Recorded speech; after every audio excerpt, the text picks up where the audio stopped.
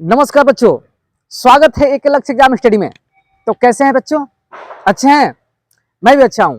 और बताइए तैयारी कैसे चल रही है? अच्छी चल रही है? चलिए, बहुत अच्छी बात है। जैसे आप लोग जानते हैं कि नवंबर महीना शुरू हो गया है और परीक्षा जो है बहुत नजदीक आ रही है।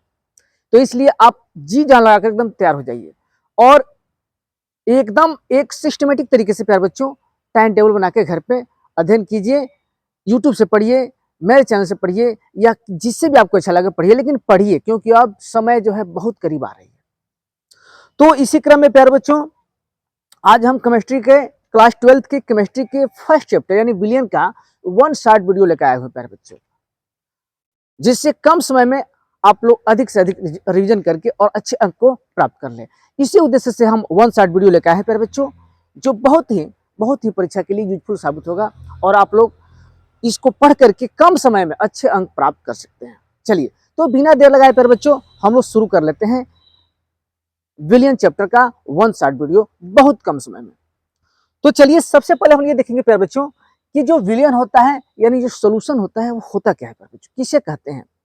हालांकि विलियन किसे कहते हैं परीक्षा में नहीं आता है प्यारे बच्चों, लेकिन विलियन चैप्टर का नाम है, इसलिए विलियन को जानना, विलियन को पढ़ना, विलियन को समझना बहुत जरूरी है प्यारे बच्चों कि विलियन है क्या। तो चलिए देख लेते हैं कि विलियन किसे कहते हैं यानी सॉल्यूशन है क्या। तो सबसे पहले ये जानेंगे कि विलियन विलियन में कम से कम 2 या 2 से अधिक घटक का होना जरूरी है। विलियन में कम से कम 2 या 2 से अधिक घटक का होना, अवयव का होना जरूरी है, तभी तो हम मिक्स करके विलियन बनाएंगे। अब रह गई बात कि विलियन में तो कई तरह के विलियन होते हैं, समांगी मिश्रण भी होता है, विषमांगी मिश्रण भी होता है, लेकिन प्यारे बच्चों हम यहाँ समांगी मिश्रण की बात करेंगे, विषमांगी की नहीं, समांगी मिश्रण की ही बात करेंगे प्यारे बच्चे यहाँ पे। यानी कहने का मतलब कि जब विलियन का हम लोग डिफिनेशन लिखेंगे, जानेंगे, तो विलियन का कैसे हम डिफिनेशन करेंगे कि 2 या 2 से अधिक पदार्थों के समांगी मिश्रण को प्यारे बच्चों हम विलियन करते हैं। क्या कहते हैं? 2 या 2 से अधिक पदार्थों के समांगी मिश्रण को, यहाँ समांगी मिश्रण को प्यारे बच्चों समझना होगा कि समांगी मिश्रण होता क्या है। तो चलिए लिख लेते हैं, फिर इसको हम डिटेल में समझाते हैं कि समांगी मिश्रण क्या है और विलियन का एग्जाम्पल क्या होता है। सारा चीज हम लोग बहुत कम समय में डिस्कस करेंगे प्यारे बच्चों। तो चलिए लिख लेते हैं विलियन विलियन का डिफिनेशन प्यारे बच्चों लिख लेते हैं कि 2 या 2 से अधिक 2 या 2 से 2 या 2 से अधिक 2 या 2 से अधिक पदार्थों के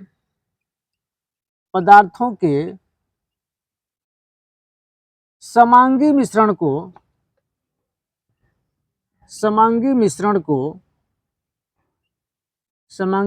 को विलियन कहते हैं प्यारे बच्चों, विलियन कहते हैं।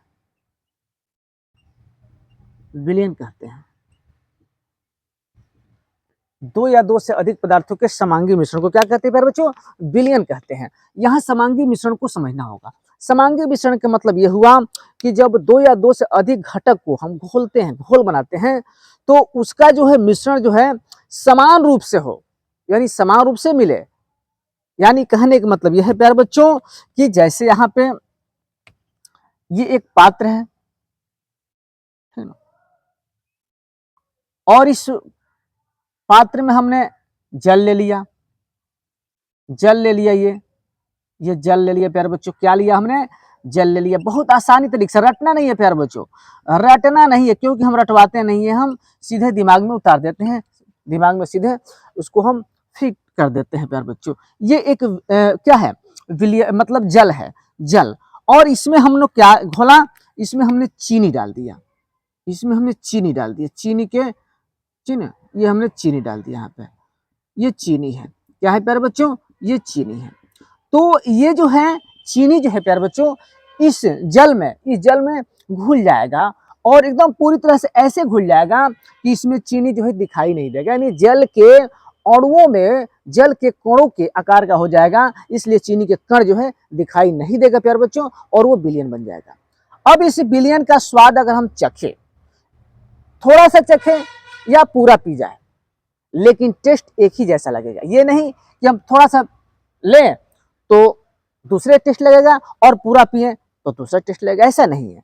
तो अगर टेस्ट एक जैसा हो तो उसी को समांगी मिश्रण कहते हैं, यानी विलेय के कण जो है विलायक में हर जगह समान मात्रा में मिल जाए, घुल जाए प्यारे बच्चों। अभी हम विलेय और विलायक को क्लियर करेंगे, ठीक ना। तो कहने का मतलब कि दो या दो से अधिक पदार्थों की समांगी मिश्रण को हम विलयन कहते हैं। अब देखिए विलयन में दो या दो से अधिक घटक होना चाहिए। तो एग्जाम्पल लिख लेते हैं प्यारे बच्चों कि विलयन का एग्जाम्पल क्या होता है। जैसे जल प्लस नमक,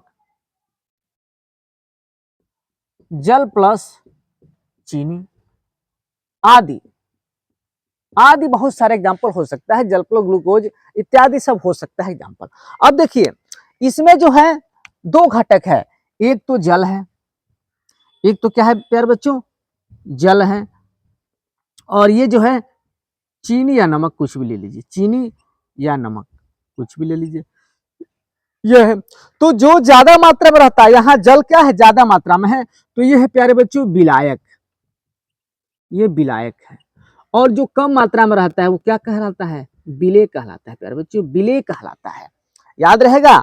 यानी यहां हम कह सकते हैं विलायक और विलेय, विलायक और विलेय को एक लाइन में हम डिफाइन कर सकते हैं प्यारे बच्चों कि विलायक क्या होता है, जो घटक, यहां लिख लेंगे, जो घटक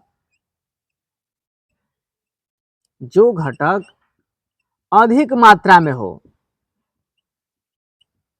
जो घटक अधिक मात्रा में हो वो विलायक होता है प्यारे बच्चों, क्लियर। यानी जिसकी मात्रा अधिक हो प्यारे बच्चों वो विलायक होता है, ठीक ना। चलिए विलेय क्या होता है प्यारे बच्चों, विलेय क्या होता है, जो घटक, यहां लिख लेंगे कि जो घटक कम मात्रा में हो, जो घटक कम मात्रा में हो उसे हम विलेय कहते हैं प्यारे बच्चों। तो ये बताइए विलयन का डिफिनेशन क्लियर हुआ, एग्जाम्पल क्लियर हुआ, और यहाँ विलायक और विलेय दोनों क्लियर हो गया। यानी जो घटक अधिक मात्रा में हो वो विलायक होता है, और जो घटक कम मात्रा में हो प्यारे बच्चों वो विलेय होता है। ये चीज आप लोग गांठ बनकर याद कर लेंगे, समझ लेंगे, यहाँ हमने बता ही दिया, ठीक ना। तो इस तरह से प्यारे बच्चों ये जो है जल विलायक होगा यहाँ पे, और चीनी या नमक जो इसको घोलेंगे, इसमें जो भी घोलेंगे वो विलेय होगा, यानी जो कम मात्रा में होगा। तो ये चीजें आप लोगों को क्लियर हो गया होगा। तो जल्दी से स्क्रीनशॉट ले लीजिए प्यारे बच्चों, फिर हम लोग आगे बढ़ते हैं। चलिए प्यारे बच्चों अब हम लोग अगला टॉपिक देख लेते हैं, विलेयता, सोल्युबिलिटी इसको बोलते हैं अंग्रेजी में। तो विलेयता क्या है प्यारे बच्चों, समझ लेते हैं कि विलेयता क्या है। अब देखिए यहाँ पे विलेयता का अर्थ जो है समझिएगा प्यारे बच्चों घुलनशीलता से है। विलेयता जब भी आए, जब भी आप लोग के सामने विलेयता शब्द दिख गया, परीक्षा में आ गया, समझिए कि विलेयता का मतलब घुलनशीलता से है, कितना वो घुल जा रहा है, बस। यानी कहने का मतलब यह है प्यारे बच्चों विलेयता का अर्थ घुलनशीलता से है। यहाँ लिख सकते हैं विलेयता का अर्थ, विलेयता का अर्थ घुलनशीलता से है प्यारे बच्चों, क्या है, घुलनशीलता से है। इस चीज को गांठ बांध के याद कर लेंगे कि विलेयता का मतलब घुलनशीलता, क्योंकि बच्चे अक्सर विलेयता को समझ नहीं पाते कि विलेयता है क्या। विलयन तो समझ जाते हैं लेकिन विलेयता समझने में उसको दिक्कत होती है। तो इसलिए आज एकदम गांठ बांध के याद कर लेंगे प्यारे बच्चों कि विलेयता का अर्थ घुलनशीलता से, मतलब कितना घुल गया। अब डिफिनेशन पाते हैं कि विलेयता का डिफिनेशन होता क्या है। देखिए किसी विलायक के 100 ग्राम में अगर कोई विलायक हो, विलायक मतलब जो ज्यादा मात्रा में हो, हमने बताया किसी विलायक के 100 ग्राम में किसी विलेय पदार्थ, यानी कोई भी पदार्थ हो वो विलेय ही होगा, क्योंकि जब विलायक में हम कोई पदार्थ डालेंगे तो वो विलेय ही होगा।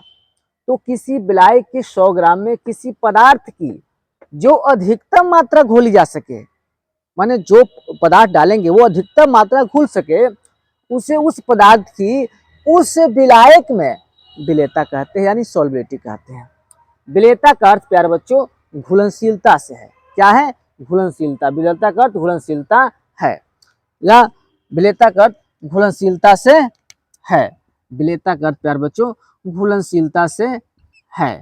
इस सेंटेंस को सही लिख लेंगे, यानी विलेयता का अर्थ क्या होता है प्यारे बच्चों, घुलनशीलता से है। और हाँ एक बात और याद रखेंगे कि विभिन्न गैसों, विभिन्न गैसों की द्रव में विलेयता अलग अलग होती है, यानी घुलनशीलता अलग अलग होती है। तो यहाँ लिख सकते हैं प्यारे बच्चों, इंडिकेट करके यहाँ लिख सकते हैं कि विभिन्न विभिन्न गैसों की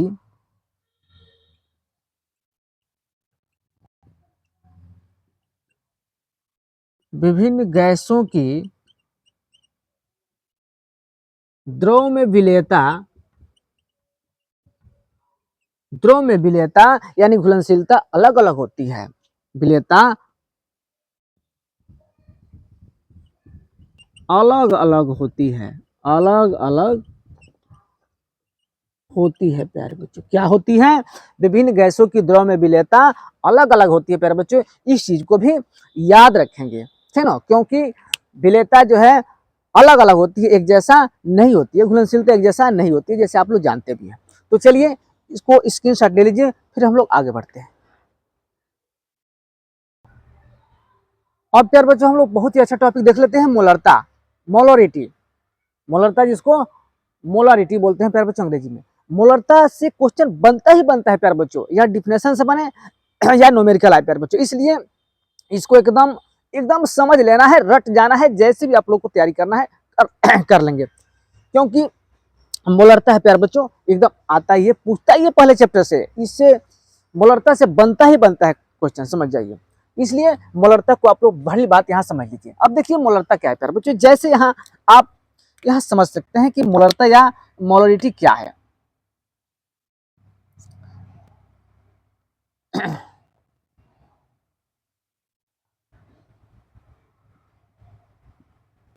यहाँ पे है प्यारे बच्चों, ये एक मतलब जल है, इसमें ये बिलियन है, और इस बिलियन में हमने किसी बिलियन के 1 लीटर आयतन में, यानी वो बिलियन जो है 1 लीटर है, कितना है 1 लीटर, ये बिलियन है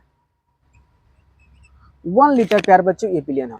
और इसमें उपस्थित विलेय के मोलों की संख्या को, यानी जो इसमें विलेय है प्यारे बच्चों, विलेय, इसमें जो विलेय है, इसमें जो विलेय है, ठीक ना, इसमें जो विलेय है प्यारे बच्चों, विलेय, ठीक ना, विलेय के मोलों की संख्या को हम मोलरता कहते हैं प्यारे बच्चों। क्या कहते हैं? मोलरता कहते हैं।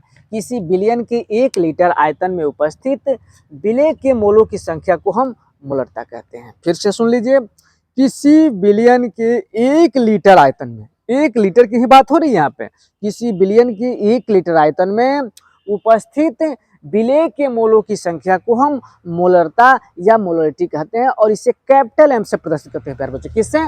कैपिटल एम से प्रदर्शित करते हैं, इसको याद रखेंगे, इसे कैपिटल एम से प्रदर्शित करते हैं। इस तरह से एम इजकल टू हो जाएगा, यानी मोलरता इजकल टू हो जाएगा, क्या लिख सकते हैं प्यारे बच्चों? मोलरता इजकल टू हो जाएगा, मोलरता इजकल टू हो जाएगा विलेय के मोल, विलेय के मोल यानी एन, और बटा बिलियन का आयतन, बटा बिलियन का आयतन, इसमें लीटर में, विलेय के मोल एन बटा बिलियन का आयतन लीटर में। यानी हम ऐसे भी कह सकते हैं कि एन बराबर, यानी विलेय का मोल बराबर क्या होता है? विलेय का भार, विलेय का भार बटा विलेय का अणु भार, बटा विलेय का अणु भार, यानी हम W बाई एम लिख सकते हैं, यानी N is equal to W by N लिख सकते हैं प्यारे बच्चों। अब यहां देखिए, अब यहां हम इस सूत्र को कुछ ऐसे ही बदल सकते हैं, तो इस तरह से मोलरता का फार्मूला है प्यारे बच्चों, ठीक ना। और एन जो है विलेय के मोल, यानी विलेय का भार बटा विलेय का अणु भार, और ये W जो है क्या है? विलेय का भार है, विलेय का भार यहां लिख लेंगे प्यारे बच्चों, विलेय का ये भार है, विलेय का भार, और M क्या है? विलेय का अणु भार है। तो इस तरह से प्यारे बच्चों ये उम्मीद है कि मोलरता समझ में आया होगा। फिर से सुन लीजिए, मोलरता का मतलब क्या हुआ? किसी बिलियन के 1 लीटर आयतन में उपस्थित विलेय के मोलों की संख्या को मोलरता कहते हैं, इसे एम से दर्शाते हैं या प्रदर्शित करते हैं, या इसका संकेत है। अब मोलरता यानी एम इजकल टू विलेय के मोल बटा बिलियन का आयतन लीटर में, या यहाँ n बराबर जो है विलेय का भार और बटा विलेय का अणुभार हो जाएगा प्यारे बच्चों। तो इस तरह से हम क्या लिख सकते हैं प्यारे बच्चों, यहाँ लिख सकते हैं कि m इजकल टू, शॉर्टकट में लिखना चाहते हैं प्यारे बच्चों तो यहाँ लिख सकते हैं m इजकल टू, अब इसके जगह पे लिख लीजिए W बटा m, और इसके जगह पर विलेय का आयतन यानी आयतन भी ये लीटर में, इसमें लीटर में, या इसको ऐसे भी लिख सकते हैं कि W बाई m गुणे भी यानी लीटर में, इसमें लीटर में। तो इस तरह से प्यारे बच्चों ये सूत्र कुछ ऐसे बन जाता है, ठीक है ना। ये सूत्र कुछ इस नीचे दिख रहा है ना प्यारे बच्चों, तो ये सूत्र जो है कुछ इस तरह से बन जाता है। ये हो जाएगा आपका W यानी विलेय का भार, और ये जो होगा M यानी विलेय का अणुभार, और भी जो है आपका आयतन हो जाएगा लीटर में। तो इस तरह से ये मोलरता का डिफिनेशन है, सूत्र है, और ये सारा चीजें हमने क्लियर कर दिया। कोई दिक्कत, जल्दी से स्क्रीनशॉट ले लीजिए, फिर हम लोग आगे बढ़ते हैं। हाँ, तो अब हम लोग अगला देख लेते हैं। अगला टॉपिक हमारा मोलरता है। ये भी अपने आप में बहुत महत्वपूर्ण है प्यारे बच्चों। मोलरता यानी मोलारिटी, मोलालिटी। अगला था मोलरता, तो मोलारिटी था, ये है मोलालिटी। तो इसको हम कैसे डिफाइन करेंगे प्यारे बच्चों, इसे कैसे हम परिभाषित करेंगे कि किसी विलायक के 1 किलोग्राम में, ध्यान देना है प्यारे बच्चों, यहाँ पर ध्यान ये चीज देना है कि यहाँ जो है किसी विलायक के 1 किलोग्राम है, यहाँ कोई 1 लीटर नहीं है, क्योंकि मोलरता में प्यारे बच्चों 1 लीटर की बात होती है। लेकिन जब भी हम मोलरता की बात करेंगे प्यारे बच्चों, इसमें 1 किलोग्राम की बात होगी, वो भी विलायक की। तो किसी विलायक के 1 किलोग्राम में उपस्थित विलेय के मोलों की संख्या को हम मोलरता कहते हैं, और इसे स्मॉल m से प्रदर्शित करते हैं। याद रखेंगे प्यारे बच्चों, मोलरता को कैपिटल M से, लेकिन मोलरता की जब बात होगी तो उसको स्मॉल m से हम प्रदर्शित करेंगे। यानी किसी विलायक के 1 किलोग्राम में उपस्थित विलेय के मोलों की संख्या को मोलरता कहते हैं, यानी स्मॉल m कहते हैं, और इसे स्मॉल m से प्रदर्शित करते हैं। इस तरह से मोलरता का फॉर्मूला हो जाएगा प्यारे बच्चों, मोलरता इजकल टू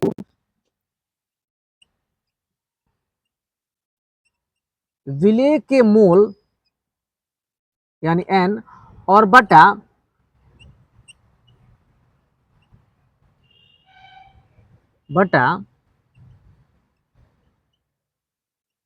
विलायक का भार केजी में।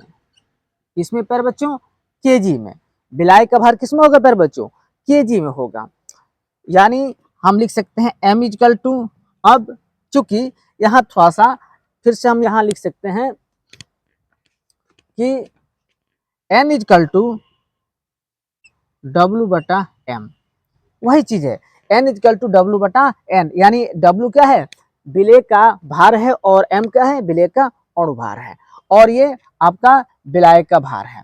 तो यहाँ लिख सकते हैं, अतः जो है लिख सकते हैं मोलरता m इजकल टू इसके जगह पर लिख लीजिए W, और ये बटा m, और गुणे, अब देखिए विलायक का भार को हम कैपिटल W से कर दें, कैपिटल W से, और ये भी केजी में। तो हमारा फार्मूला हो जाएगा इस तरह से, फार्मूला हमारा हो जाएगा, क्या हो जाएगा जी,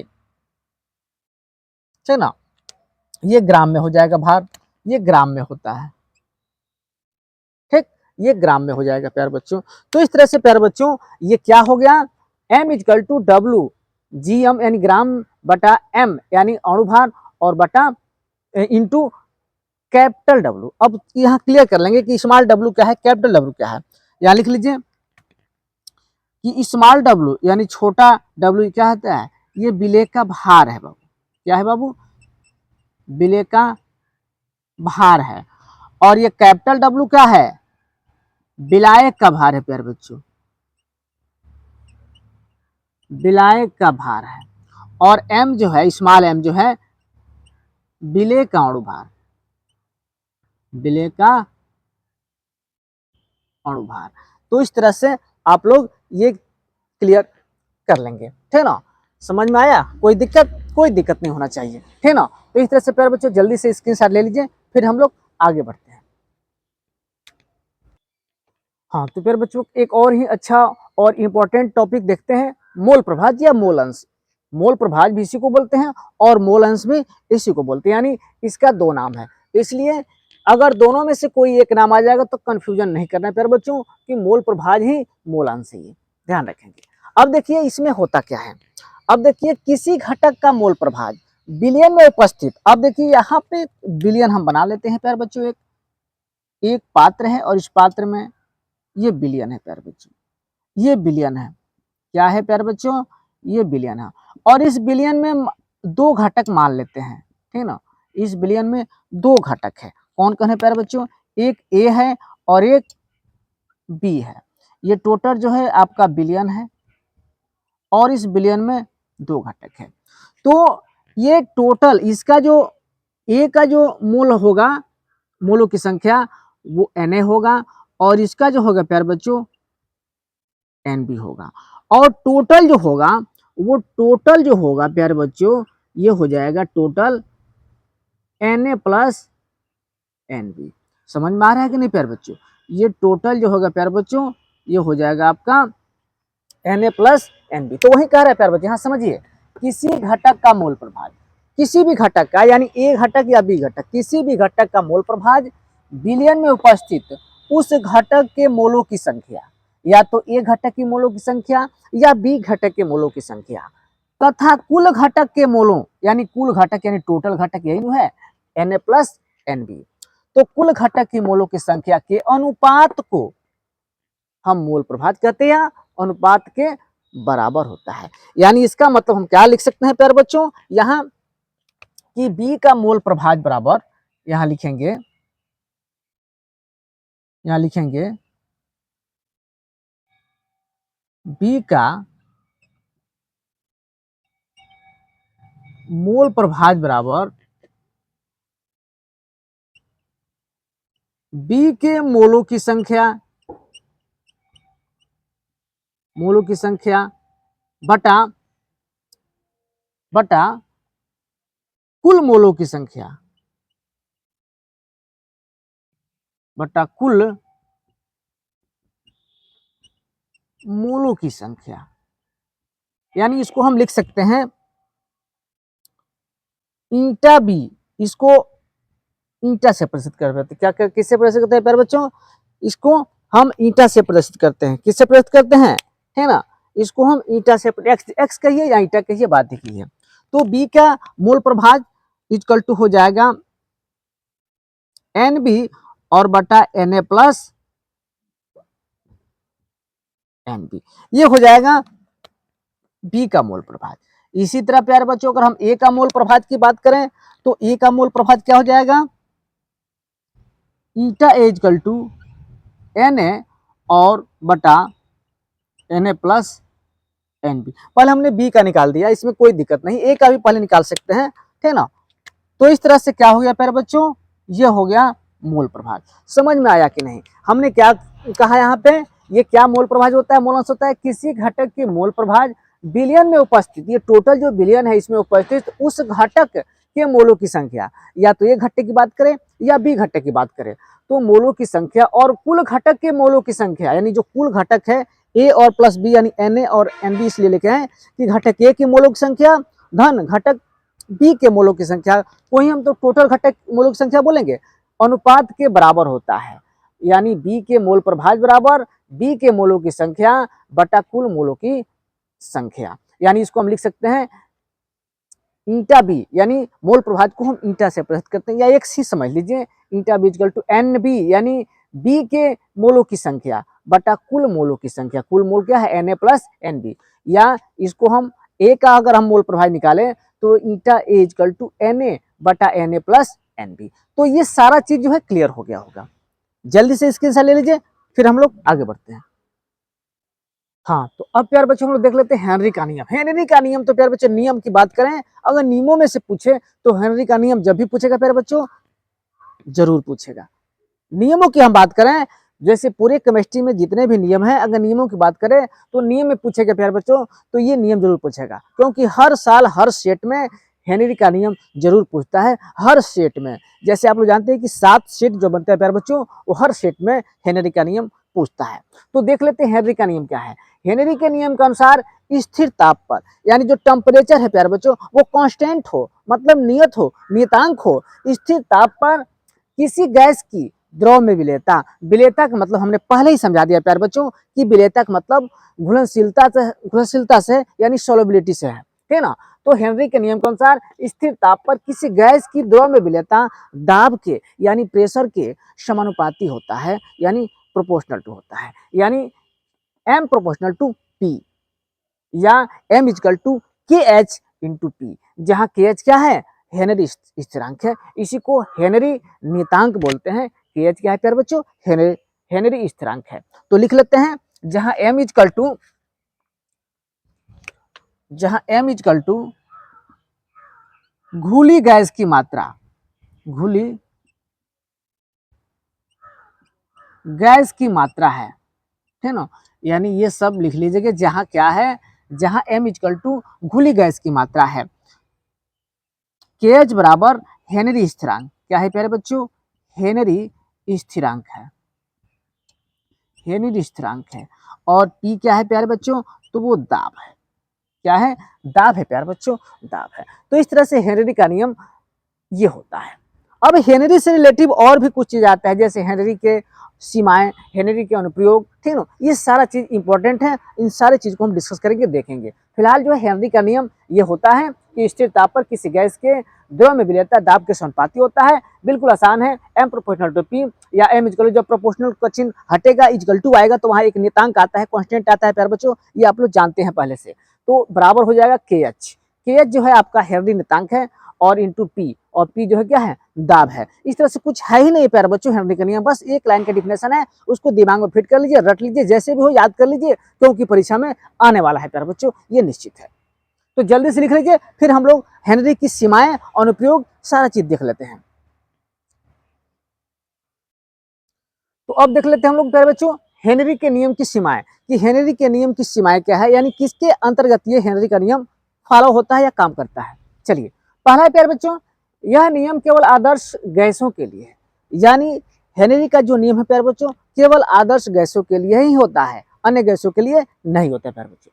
दूसरा है, ताप बहुत कम न हो, यानी जो टेम्परेचर हो प्यारे बच्चों वो बहुत कम नहीं होना चाहिए, ना अधिक होना चाहिए, यानी एक जो भी मिनिमम ताप होता है वो होना चाहिए। तीसरा है, दाब अधिक नहीं होना चाहिए, और प्रेशर भी प्यारे बच्चों, यानी जो दाब होता है प्यारे बच्चों वो भी अधिक नहीं होना चाहिए। चौथा है, गैसों की विलेयता, यानी जो गैसों की घुलनशीलता है प्यारे बच्चों बहुत अधिक नहीं होनी चाहिए। हमने बताया था ना कि हर गैसों की जो विलेयता होती है प्यारे बच्चों अलग अलग होती है, भिन्न भिन्न होती है, ये चीजें हम पहले ही बता चुके हैं, विलेयता में, सॉल्युबिलिटी में, यानी घुलनशीलता में। अगला है, गैस की आणविक अवस्था में कोई परिवर्तन नहीं होना चाहिए, जो गैस है उसकी जो आणविक की अवस्था है उसमें कोई भी चेंजिंग या कोई भी परिवर्तन प्यारे बच्चों नहीं होना चाहिए। तो इस तरह से हेनरी के नियम की सीमाएं हैं प्यारे बच्चों। चलिए इसको जल्दी से स्क्रीनशॉट ले लीजिए, फिर हम लोग हेनरी के नियम की अनुप्रयोग देख लेते हैं प्यारे बच्चों, बहुत ही कम समय में। चलिए, हाँ तो प्यारे बच्चों अगला देख लेते हैं हेनरी के नियम का अनुप्रयोग। इसके पहले हम लोग सीमाएं देखे थे, अब देख लेते हैं हेनरी के नियम का अनुप्रयोग। हेनरी के नियम से ये सारा चीज इंपॉर्टेंट है प्यारे बच्चों, जो बता रहे हैं सारा महत्वपूर्ण है। तो हेनरी के नियम का अनुप्रयोग में पहला देखिए, शीतल पेय पदार्थों में, यानी शीतल पेय पदार्थों यानी पानी को अगर शीतल करना हो तो इसमें भी हेनरी का नियम का प्रयोग होता है। समुद्री गोताखोर द्वारा, समुद्री गोताखोर यानी समुद्र के अंदर जो भी गोताखोर जाते हैं प्यारे बच्चों किसी चीज को खोज करने के लिए, ढूंढने के लिए, तो वहां भी हेनरी के नियम का अनुप्रयोग होता है।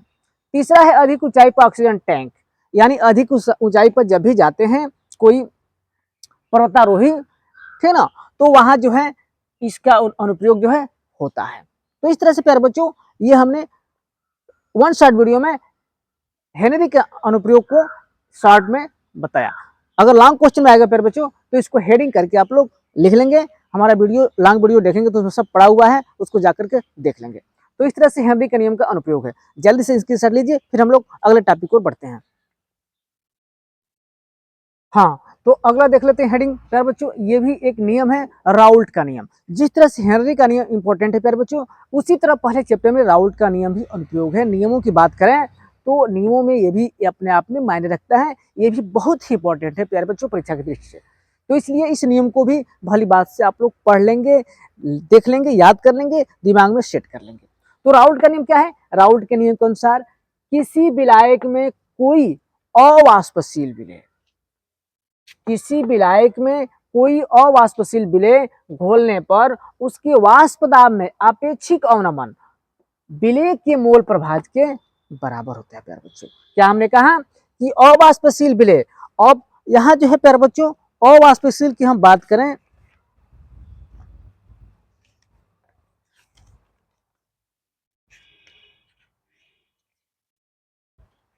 हाँ, तो अवाष्पशील प्यारे बच्चों, ये अवाष्पशील जैसे मान लीजिए यूरिया है, नमक है, ये सब अवाष्पशील है। तो अवाष्पशील विलेय पदार्थ घोलने पर उसके वाष्प दाब में अपेक्षिक अवनमन विलेय के मूल प्रभाज के बराबर होता है। यानी कहने का मतलब P naught minus P S by P naught equal to N by N plus capital N. यानी कहने का मतलब ये जो है वाष्प दाब में अपेक्षिक अवनमन यानी पी नॉट माइनस पी और विलेय के मोल प्रभाज यानी पी नॉट इक्वल टू, ये मोल प्रभाज, ये मोल प्रभाज यानी एन बटा एन प्लस एन मोल प्रभाज के क्या होता है? बराबर होता है।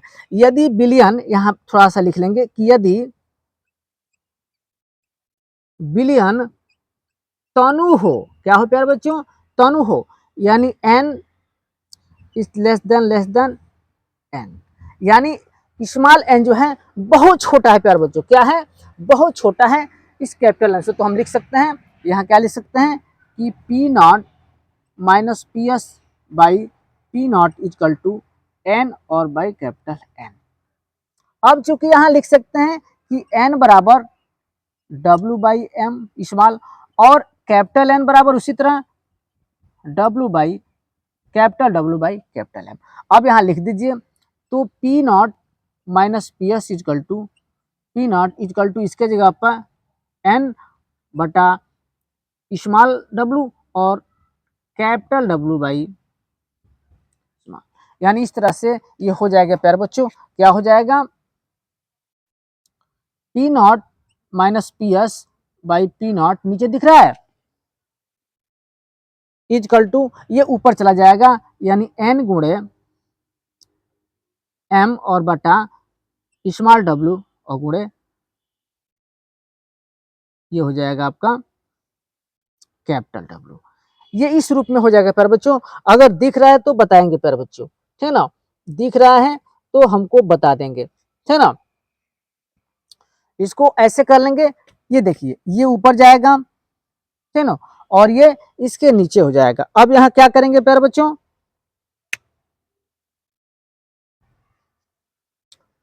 हाँ, ये क्या है? ये यहाँ डब्लू थोड़ा सा मिस्टेक हुआ यहाँ पे, यहाँ डब्लू और बटा एम होगा ना यहाँ, तो डब्लू ये और गुणे एम और डब्लू एम और स्मॉल एम बटा स्मॉल एम। तो इस तरह से प्यारे बच्चों ये हो जाएगा। नीचे उम्मीद है कि दिख रहा होगा, बोलिए। चलिए, दिख रहा है यहाँ पे? तो अब यहाँ लिख लेंगे कि क्या है प्यारे बच्चों, इस सबका मतलब लिख लीजिए। यहाँ small W, capital W, small M और कैपिटल एम, है ना, ये कैपिटल एम। अब देखिए स्मॉल एम, स्मॉल डब्लू जो है विलेय का भार है। क्या है? विलेय का भार। ये कैपिटल डब्लू जो है सही से बना लीजिए, दिखे कैपिटल जो डब्लू है प्यारे बच्चों वो विलायक का भार है, विलायक का भार। स्मॉल डब्लू जो है विलेय का अणु भार है,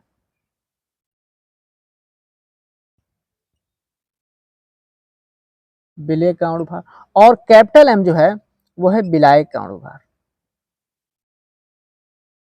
विलायक का अणु भार है। तो इस तरह से प्यारे बच्चों ये चीजें जो है उम्मीद है कि क्लियर हो गया होगा, है ना? तो चलिए इसको जल्दी से स्क्रीनशॉट ले लीजिए, फिर हम लोग आगे बढ़ते हैं। हाँ, अब देख लेते हैं प्यारे बच्चों राउल्ट के नियम की सीमाएं। राउल्ट के नियम की सीमाएं भी बेहद इंपॉर्टेंट है प्यारे बच्चों। पहला है यह नियम तनु विलियम पर लागू होता है, शांत विलियम पर नहीं। यानी कहने का मतलब यह जो नियम होता है प्यारे बच्चों, यह केवल डाइल्यूट यानी तनु विलियम पर ही लागू होता है, कॉन्सेंट्रेट यानी कॉन्क यानी शांत विलियम पर नहीं लागू होता है। दूसरा है, यह नियम केवल अवाष्पशील पदार्थ के विलयन पर लागू होता है। जो अवाष्पशील पदार्थ होता है, विलय होता है, उसी पर लागू होता है, वाष्पशील पर नहीं होता है लागू। तीसरा है, विद्युत अपघट्यों के विलयन पर यह नियम लागू नहीं होता है। जो विद्युत अपघट्य विलयन होता है उन पर लागू यह नियम नहीं होता है। और चौथा है प्यारे बच्चों, जो पदार्थ विलयन में वियोजित होते हैं उन पर यह नियम लागू नहीं होता है प्यारे बच्चों, उन पर यह नहीं होता है ना। तो इस तरह से प्यारे बच्चों राउल्ट के नियम की सीमाएं को आप भली बात से याद कर लेंगे, देख लेंगे, समझ लेंगे, फिर जो है हम लोग आगे बढ़ते हैं। इसको स्क्रीनशॉट ले लीजिए। हाँ, तो अगला देख लेंगे टॉपिक पर बच्चों, क्वथनांक में उन्नयन। ये भी अपने आप में बहुत महत्वपूर्ण है।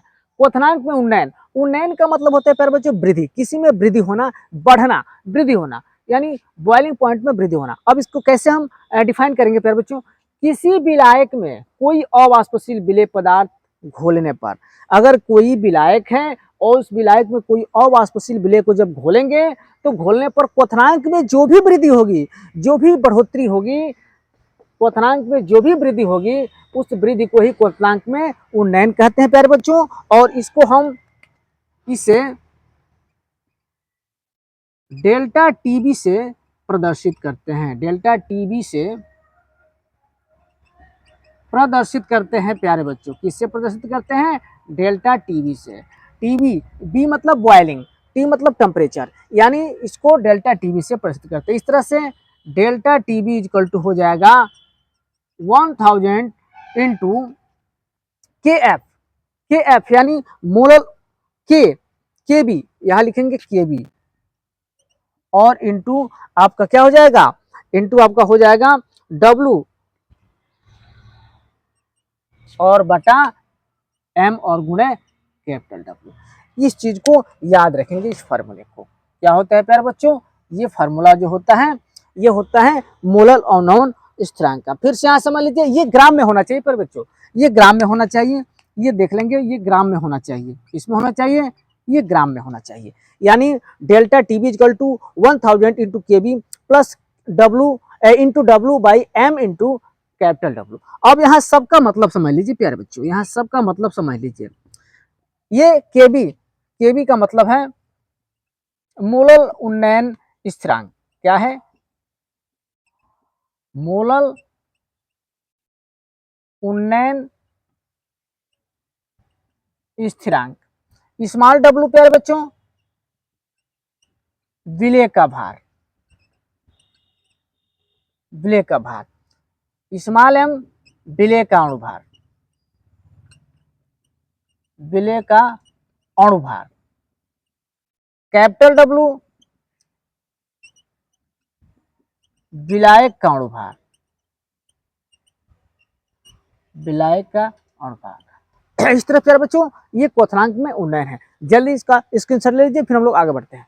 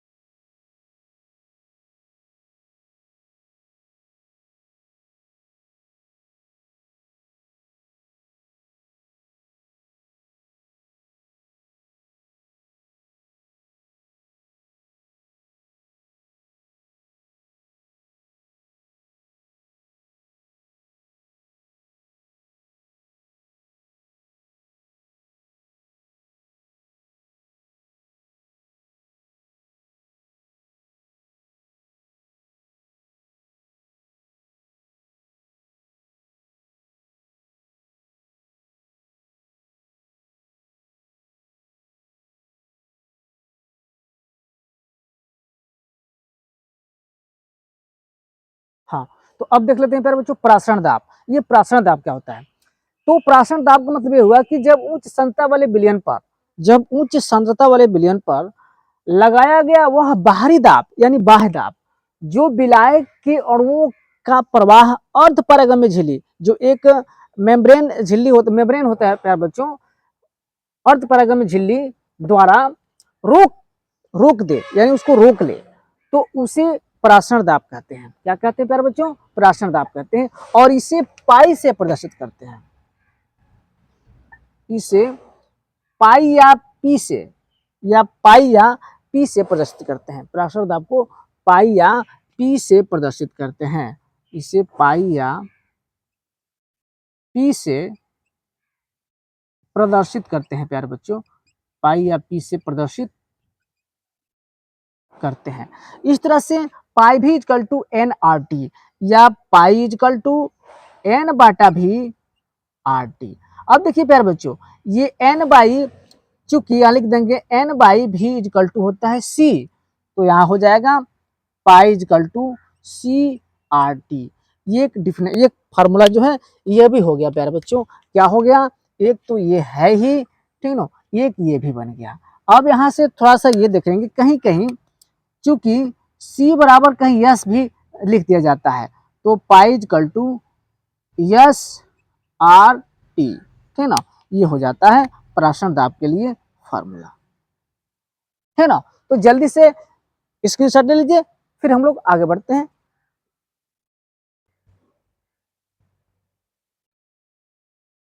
हाँ तो प्यारे बच्चों, अब हम लोग इस चैप्टर का लास्ट टॉपिक देख लेते हैं, और वो है वांट हाफ गुणांक। वांट हाफ गुणांक क्या होता है प्यारे बच्चों? ये भी परीक्षा में बार बार पूछता है प्यारे बच्चों, लगभग हर स्टेट पे आ जाता है। वांट हाफ गुणांक क्या है? किसी अणु संख्या गुणधर्म के प्रायोगिक मान तथा सामान्य मान के अनुपात को वांट हाफ गुणांक कहते हैं, और इसे स्मॉल आई से प्रदर्शित करते हैं प्यारे बच्चों। तो स्मॉल आई इक्वल टू क्या होता है? अणु संख्या गुणधर्म का प्रायोगिक मान और बटा सामान्य मान। तो इस तरह से प्यारे बच्चों वांट हाफ गुणांक ये होता है। तो इस तरह से प्यारे बच्चों जल्दी से स्क्रीनशॉट ले लीजिए। और प्यारे बच्चों, ये पूरी चैप्टर जो बिलियन है, इस बिलियन का पूरा ये 1 शॉट वीडियो था, जो बहुत ही यूजफुल होगा प्यारे बच्चों। बहुत ही कम समय में ये पूरा जो चैप्टर का हमने एनालिसिस किया प्यारे बच्चों, और ये परीक्षा के पहले देख लेंगे, दोहरा लेंगे, तो बहुत कम समय में आप लोग का बिलियन चैप्टर समाप्त हो जाएगा, रिवीजन हो जाएगा, इससे बाहर क्वेश्चन नहीं आएगा प्यारे बच्चों, ये मेरा दावा है, मैं कह रहा हूँ। तो इस तरह से प्यारे बच्चों, ये वीडियो कैसे लगा कमेंट बॉक्स में जरूर कमेंट करेंगे। और हाँ, अगर हमारे चैनल पर प्यारे बच्चों नए हैं तो हमारे चैनल को सब्सक्राइब कर दीजिए, ताकि ऐसा वीडियो हर चैप्टर का 1 शॉट वीडियो आपके मोबाइल पे पहुंचता जाए। तो इस तरह से प्यारे बच्चों जरूर कमेंट बॉक्स में कमेंट करेंगे कि हमारा वीडियो कैसा लगा। तब तक के लिए बाय बाय।